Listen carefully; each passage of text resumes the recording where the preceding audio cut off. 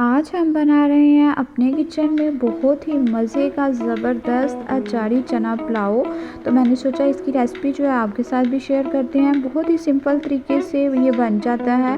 تو دیکھیے آپ اس کی لک دیکھ سکتے ہیں، مزیدار سے یہ کھلے کھلے سے چاول بنے تھے اور بہت ہی یمی یہ پلاؤ بنتا ہے۔ آپ بھی اس کو بنائیے گا۔ آج کل تو ویسے بھی سمر سیزن سٹارٹ ہو گیا ہوا ہے، گرمیاں ہیں، بہت کم جو ہے کچن میں کھڑا ہوا جاتا ہے۔ تو یہ پلاؤ کی ریسپی ایسی ہے کہ بہت جلدی سے آپ کوئکلی بنا کے تو اس کو ریڈی کر لیں گے۔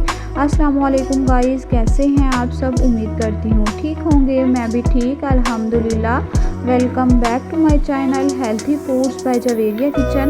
تو چلیے جی جلدی سے ریسپی کو سٹارٹ کرتے ہیں۔ ریسپی سٹارٹ کرنے سے پہلے آپ سب سے میری ریکویسٹ ہے کہ آپ پلیز میرے چینل کو سبسکرائب کیجئے، لائک کیجئے، شیئر کیجئے زیادہ سے زیادہ میری ویڈیو کو۔ تو چلیے جی جلدی سے ریسپی کو سٹارٹ کرتے ہیں۔ تو سب سے پہلے یہاں پہ میں نے کوکنگ آئل ایڈ کر لیا ہے۔ کوکنگ آئل یہاں پہ میں نے ہاف کپ کے قریب جو ہے نا کوکنگ آئل ایڈ کیا تھا۔ تو جیسے ہی آئل جو ہے وہ ہلکا سا گرم ہو گیا تو اب میں اس میں پیاز ایڈ کر رہی ہوں۔ یہاں پہ 2 عدد میں نے پیاز لے لیے تھے میڈیم سائز کے، جن کو میں نے سلائسز میں کٹ کر لیا تھا، وہ ان میں ایڈ کر لی ہیں۔ اور اب ہم نے پیاز کو اتنی دیر تک فرائی کرنا ہے کہ اس پہ اچھا سا کلر آ جائے۔ کلر ایسا ہونا چاہیے جیسا کلر آپ پلاؤ کا چاہتی ہیں، ویسا ہی آپ نے اس کو فرائی کرنا ہے۔ لیکن دھیان رہے اس کو آپ نے زیادہ فرائی بالکل نہیں کر دینا۔ اگر پیاز جو ہے وہ زیادہ ڈارک ہو جائے گا تو پلاؤ میں بھی کرواہٹ آئے گی، یعنی کہ کروا پن آئے گا۔ تو اس لیے آپ نے اس کا دھیان رکھنا ہے اور پیاز کو اچھا سا جو ہے نا گولڈن براؤن کر لینا ہے۔ تو یہاں پہ میں نے پیاز کو جو ہے گولڈن براؤن کر لیا تھا۔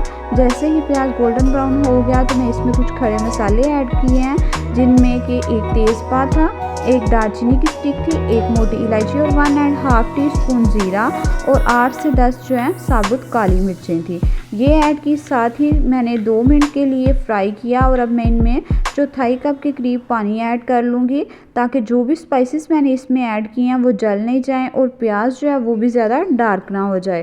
تو اس لیے ہم نے اس میں پانی ایڈ کر کے تو اس کو 2 سے 3 منٹ کے لیے کوک کرنا ہے، تاکہ پیاز کا کلر جو ہے وہ اچھے سے نکل آئے۔ جیسے ہی پیاز کا کلر اچھے سے نکل آیا تو اب میں اس میں ٹماٹر ایڈ کر رہی ہوں۔ یہاں پہ میں نے 4 ٹماٹر لیے تھے، جن کو میں نے سمپل راؤنڈ شیپ میں کٹ کر لیا تھا۔ اور اس کے بعد اب میں اس میں ایڈ کر رہی ہوں ادرک کی پیسٹ۔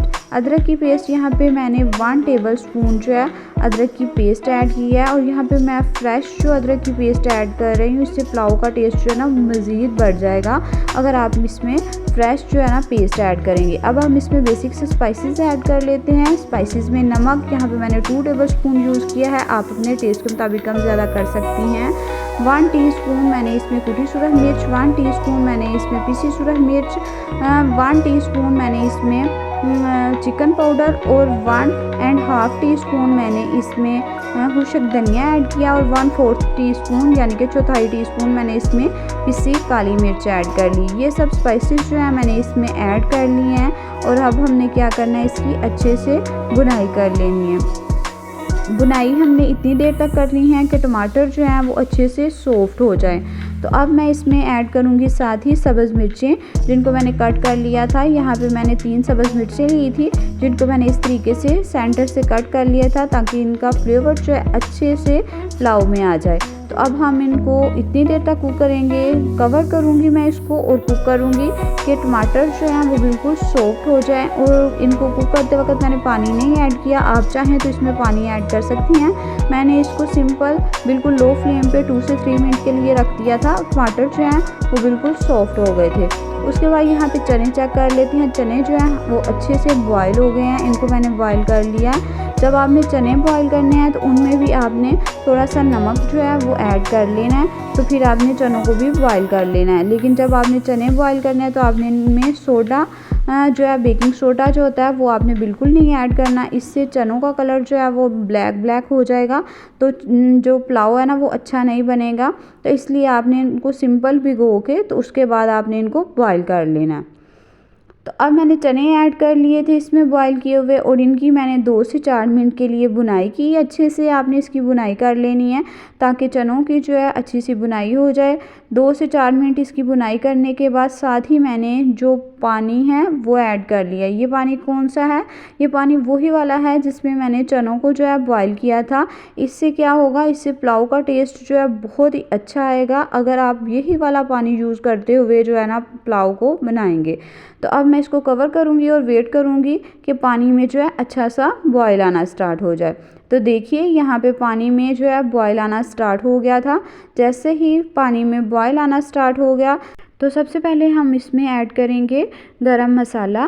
یہاں پہ میں ½ ٹی اسپون جو ہے گرم مسالہ ایڈ کر رہی ہوں۔ یہ میرا ہوم میڈ گرم مسالہ ہے اور اس کی ریسپی جو ہے میرے چینل پر اویلیبل ہے، اگر آپ دیکھنا چاہیں تو دیکھ سکتے ہیں۔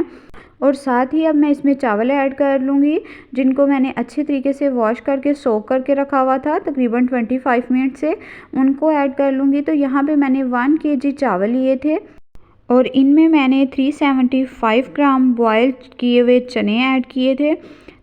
اب ہم نے کیا کرنا ہے، چاولوں کو ایڈ کرنے کے بعد سپون کی ہیلپ سے ہلکے ہاتھوں سے چاولوں کو مکس کر لینا ہے۔ اور جیسا کہ ہم بنا رہے ہیں اچاری چنا پلاؤ، تو اس میں ہم اچار بھی ایڈ کریں گے۔ تو یہاں پہ سمپل میں نے جو ہے نا تھوڑا سا ہوم میڈ اچار ایڈ کر لیا جس سے کہ بہت ہی اچھا ٹیسٹ آئے گا۔ اور اس سٹیج پہ آپ نمک بھی چیک کر سکتی ہیں، نمک کم لگے تو مزید ایڈ کر لیجئے گا۔ اور کور کر کے اس کو اتنی دیر تک ہم نے کوک کرنا ہے کہ اس میں سے پانی جو ہے وہ بالکل خشک ہو جائے اور چاول جو ہیں وہ بھی 90% تک ہمارے جو ہیں اچھے سے کوک ہو جائیں۔ اور یہ دیکھیے گائز یہاں پہ چاولوں کا پانی جو ہے وہ بالکل ڈرائی ہو چکا ہے۔ اب ہم ان کو اچھے طریقے سے مکس کر لیں گے۔ ایک دفعہ سائیڈوں سے چمچ چلاتے ہوئے آپ نے چاولوں کو مکس کرنا ہے۔ ہمیشہ ہی آپ نے جب بھی چاول کوک کرنے ہیں تو سائیڈ سے چمچ چلا کے کوک کرنے ہیں۔ تو اب ہم اس کو کور کریں گے اور 10 منٹ کے لیے بالکل لو فلیم پہ دم پہ رکھ دیں گے۔ تو یہ دیکھیے جی دم کے بعد اچاری چنا پلاؤ ریڈی ہے۔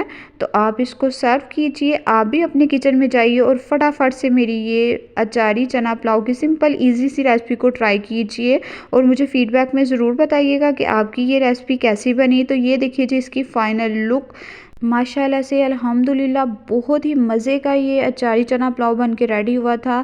آپ بھی بنائیے گا اور اپنی فیملی کے ساتھ انجوائے کیجئے گا، اور ساتھ ہی ساتھ پلیز میرے چینل کو سبسکرائب کیجئے گا، زیادہ سے زیادہ میری ویڈیو کو لائک کیجئے، شیئر کیجئے۔ اوکے جی، اللہ حافظ۔